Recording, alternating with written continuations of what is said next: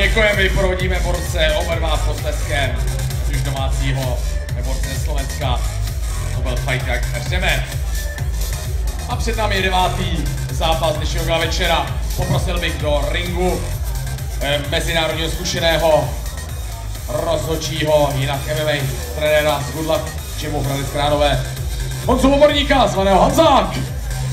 Tento duel bude probíhat dle pravidel MMA Mixed Martial Arts. Váha 70 kg a jsou to 2 5minutová kola pod hlavičkou Českého svazu MMA CSMAA. Ještě nezbytná kontrola provazů, jinak samozřejmě MMA dle pravidel národních i mezinárodních lze absolvovat jak v boxerském ringu, tak v kleci. Takže jdeme na to. Dámy a pánové, do rohu červeného pozvu zástupce Lamaro Gym Doudleby nad Odrou Honzu Mazánka.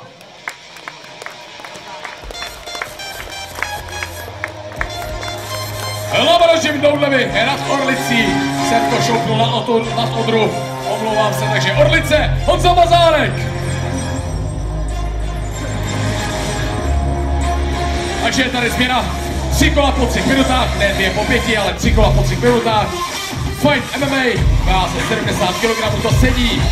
A přichází z Lamaro Gymu Honza Mazánek, trenér Robin Havolka. Absolvuje právě svůj 3. MMA fight. Honza Mazánek, Lamaro Gym, trenér Robin Havolka.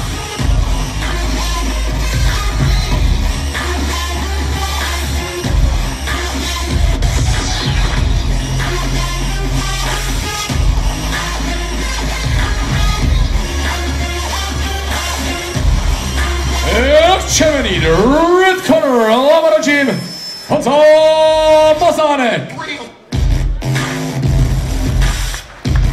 Jeho soupeřem v rohu modré bude zkušený borec, který zápasí jak v combat sambu, tak v grapplingu, v tajském boxu, v MMA 4 zápasy, v grapplingu okolo 40, v combat sambu 8, v thai boxu 6. Pavel Hvězda, SK Pretorian Street Fight Team Pardubice.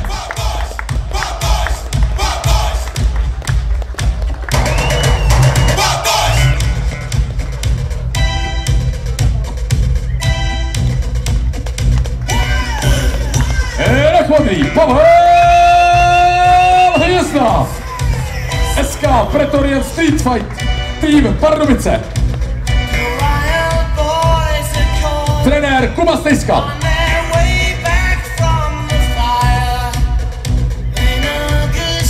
Pavel Hvězda. Pavel Hvězda.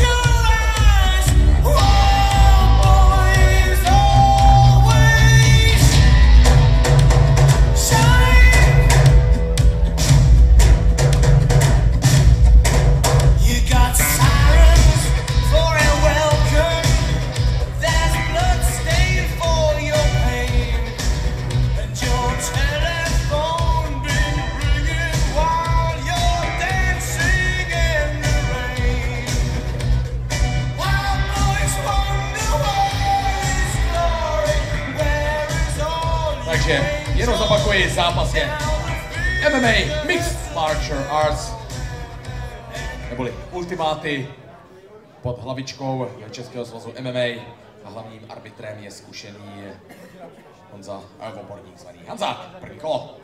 First round. Erste Runde. Jan Mazánek a Pavel Hvězda. Pojď, Pavle, pojď!